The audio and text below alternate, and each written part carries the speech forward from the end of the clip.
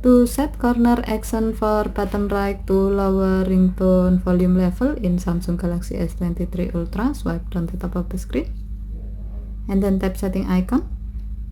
Scroll down the screen to find accessibility. Tap accessibility and then tap interaction and dexterity. Scroll down the screen. Under mouse and physical keyboard section, tap auto action after pointer stop.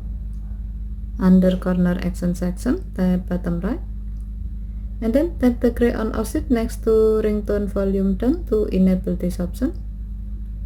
When the switch turns blue, it means that this option is on. Next, you can connect a USB or Bluetooth mouse with your phone.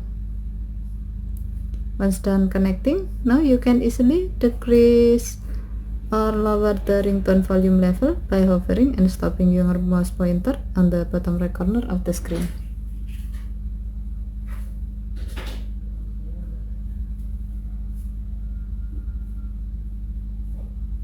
Okay, thank you for watching. Have a nice day.